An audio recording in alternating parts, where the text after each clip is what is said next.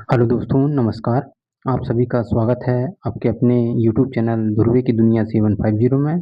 दोस्तों, आज हम इस वीडियो में बात करने वाले हैं हिंदी साहित्य की 7वीं सीरीज के बारे में, जो कि यूजीसी नेट एवं एमपीसेट एग्ज़ाम को देखकर तैयार की गई है। तो चलिए दोस्तों, अब हम वीडियो शुरू करते हैं। हमारा सबसे पहला प्रश्न है, माटी की मूर्तें हिंदी साहित्य की किस धारा से अधिक जुड़ी मानी जाती है? इसका सही उत्तर होगा लोक जीवन आधारित यथार्थवादी धारा से।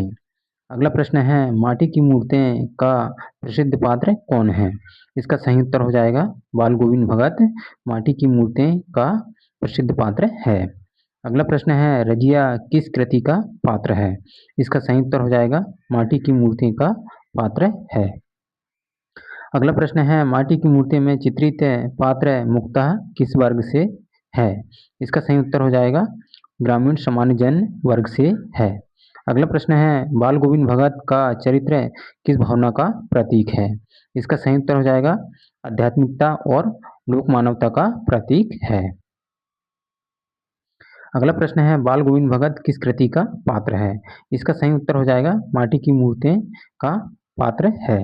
अगला प्रश्न है, बाल गोविंद भगत किस प्रकार का पात्र है? इसका सही उत्तर हो जाएगा लोक जीवन से जुड़ा आध्यात्मिक व्यक्ति है। अगला प्रश्न है, माटी की मूर्तें के पात्र मुख्यतः कैसे हैं? इसका सही उत्तर हो जाएगा सामान्य ग्रामीण है। अगला प्रश्न है, बेजू मामा किस कृति का पात्र है? इसका सही उत्तर हो जाएगा बेजू मामा माटी की मूर्ति का पात्र है। अगला प्रश्न है, मंगर नामक पात्र किस कृति से संबंधित है? इसका सही उत्तर हो जाएगा मंगर नामक पात्र माटी की मूर्ति कृति से संबंधित है। अगला प्रश्न है, माटी की मूर्ति में किस वर्ग की पीड़ा और संघर्ष झलकता है? इसका सही उत्तर हो जाएगा मजदूर और ग्रामीण वर्ग का संघर्ष झलकता है। अगला प्रश्न है, बाल गोविंद भगत रेखा चित्र में किस रस की प्रधानता मिलती है? इसका सही उत्तर हो जाएगा करुण एवं शांत रस की प्रधानता मिलती है। अगला प्रश्न है, माटी की मूर्तें का केंद्रीय भाव क्या है? इसका सही उत्तर हो जाएगा लोक मानव की संवेदना इसका केंद्रीय भाव है। अगला प्रश्न है, माटी की मूर्तें का प्रकाशन वर्ष क्या है? इसका सही उत्तर हो जाएगा माटी की मूर्तें सन 1946 में प्रकाशित हुई थी। अगला प्रश्न है, माटी की मूर्तें के लेखक कौन हैं? इसका सही उत्तर हो जाएगा रामवृक्ष बेनीपुरी माटी की मूर्ति के लेखक हैं। अगला प्रश्न है, ठकुरी बाबा के लेखक कौन हैं? इसका सही उत्तर हो जाएगा महादेवी वर्मा ठकुरी बाबा की लेखक है। अगला प्रश्न है, ठकुरी बाबा किस विधा की रचना है? इसका सही उत्तर हो जाएगा ठकुरी बाबा रेखा चित्र विधा की रचना है। अगला प्रश्न है, ठकुरी बाबा किस कृति में संकलित है? इसका सही उत्तर हो जाएगा अतीत के चलचित्र में संकलित है। अगला प्रश्न है, महादेवी वर्मा हिंदी साहित्य के किस युग की प्रमुख साहित्यकार है? इसका सही उत्तर हो जाएगा छायावाद की प्रमुख साहित्यकार है। अगला प्रश्न है, ठकुरी बाबा में किस वर्ग के जीवन का चित्रण है?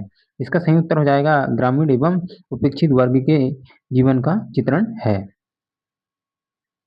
अगला प्रश्न है, महादेवी वर्मा के रेखा चित्रों की प्रमुख विशेषता क्या है? इसका सही उत्तर हो जाएगा मानवीय संवेदना इसकी प्रमुख विशेषता है। अगला प्रश्न है, ठकुरी बाबा में लेखक की कौन सी भावना प्रमुख है? इसका सही उत्तर हो जाएगा करुणा और मानवता की भावना प्रमुख है। अगला प्रश्न है, अतीत के चलचित्र किस विधा की कृति है? इसका सही उत्तर हो जाएगा रेखा चित्र संग्रह विधा की कृति है। अगला प्रश्न है, महादेवी वर्मा को किस उपनाम से जाना जाता है? इसका सही उत्तर हो जाएगा आधुनिक मीरा के नाम से जाना जाता है। अगला प्रश्न है, ठकुरी बाबा में किस तत्व की प्रधानता है? इसका सही उत्तर हो जाएगा लोक जीवन और करुण संवेदना तत्व की प्रधानता है। अगला प्रश्न है, ठकुरी बाबा के माध्यम से महादेवी वर्मा ने किसे अभिव्यक्त किया है? इसका सही उत्तर हो जाएगा उपेक्षित मानव की पीड़ा को अभिव्यक्त किया है। अगला प्रश्न है, महादेवी वर्मा की गद्य रचनाओं में प्रमुख तत्व कौन सा है? इसका सही उत्तर हो जाएगा संवेदनशील मानवीय दृष्टि इसका प्रमुख तत्व है। अगला प्रश्न है, ठकुरी बाबा का साहित्यिक महत्व किस कारण है? इसका सही उत्तर हो जाएगा मानवीय करुणा का मानविक चित्रण के कारण है। अगला प्रश्न है, महादेवी वर्मा की कौन सी कृति रेखा चित्रों से संबंधित नहीं है? इसका सही उत्तर हो जाएगा दीपशिखा नहीं है। अगला प्रश्न है ठकुरी बाबा में प्रयुक्त भाषा कैसी है? इसका सही उत्तर हो जाएगा सरल, भावात्मक और चित्रात्मक भाषा है। अगला प्रश्न है ठकुरी बाबा का मुख्य पात्र कौन है? इसका सही उत्तर हो जाएगा ठकुरी बाबा। अगला प्रश्न है ठकुरी बाबा के चरित्र की प्रमुख विशेषता क्या है? इसका सही उत्तर हो जाएगा मानवता और सरलता। अगला प्रश्न है ठकुरी बाबा में कौन सा भाव प्रमुख रूप से व्यक्त हुआ है? इसका सही उत्तर हो जाएगा करुणा। अगला प्रश्न है ठकुरी बाबा में लेखक का उद्देश्य क्या है? इसका सही उत्तर हो जाएगा मानवता और संवेदना को उजागर करना। अगला प्रश्न है ठकुरी बाबा की भाषा शैली कैसी है? इसका सही उत्तर हो जाएगा भावात्मक और चित्रात्मक शैली है। अगला प्रश्न है ठकुरी बाबा में किस रस की प्रधानता है? इसका सही उत्तर हो जाएगा करुण रस की प्रधानता है। अगला प्रश्न है ठकुरी बाबा के लेखक का संबंध किस साहित्यिक आंदोलन से है? इसका सही उत्तर हो जाएगा छायावाद साहित्यिक आंदोलन से है। अगला प्रश्न है ठकुरी बाबा में चित्रित पात्र इसका प्रतीक है? इसका सही उत्तर हो जाएगा मानवीय सरलता और लोक जीवन का प्रतीक है। अगला प्रश्न है ठकुरी बाबा में किस तत्व का सुंदर समन्वय है? इसका सही उत्तर हो जाएगा समन्वय और यथार्थ का सुंदर समन्वय है। अगला प्रश्न है ठकुरी बाबा के पात्र का जीवन किसे दर्शाता है? इसका सही उत्तर हो जाएगा संघर्षशील एवं साधारण जीवन को दर्शाता है। अगला प्रश्न है ठकुरी बाबा का साहित्यिक महत्व में किसका चित्रण है? इसका सही उत्तर हो जाएगा मानवीय करुणा का प्रभावी चित्रण है। अगला प्रश्न है क्या भूलूं क्या याद करूं के लेखक कौन है? इसका सही उत्तर हो जाएगा हरिवंश राय बच्चन जी हैं। अगला प्रश्न है हरिवंश राय बच्चन की क्या भूलूं क्या याद करूं किस विधा की रचना है? इसका सही उत्तर हो जाएगा आत्मकथा विधा की रचना है। अगला प्रश्न है क्या भूलूं क्या याद करूं हरिवंश राय बच्चन की आत्मकथा का कौन सा भाग है? इसका सही उत्तर होगा प्रथम भाग है। अगला प्रश्न है हरिवंश राय बच्चन की आत्मकथा के कितने भाग हैं? इसका सही उत्तर हो जाएगा 4 भाग हैं। अगला प्रश्न है क्या भूलूं क्या याद करूं का प्रकाशन किस वर्ष हुआ था? इसका सही उत्तर हो जाएगा सन 1969 ईस्वी में हुआ था।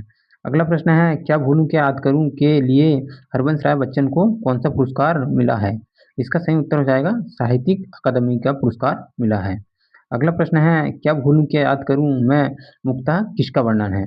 इसका सही उत्तर हो जाएगा बाल्यकाल एवं युवावस्था की स्मृतियों का वर्णन है। अगला प्रश्न है हरिवंश राय बच्चन हिंदी साहित्य में किस काव्य कृति के लिए विशेष प्रसिद्ध है? इसका सही उत्तर हो जाएगा मधुशाला के लिए विशेष प्रसिद्ध है।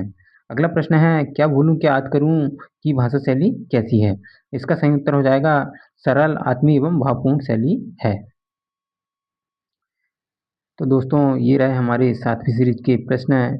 इसी प्रकार की अगर आपको अगली सीरीज चाहिए तो हमारे वीडियो को लाइक शेयर और सब्सक्राइब जरूर करें ताकि ऐसी ही वीडियो आपको मिलती रहे। धन्यवाद।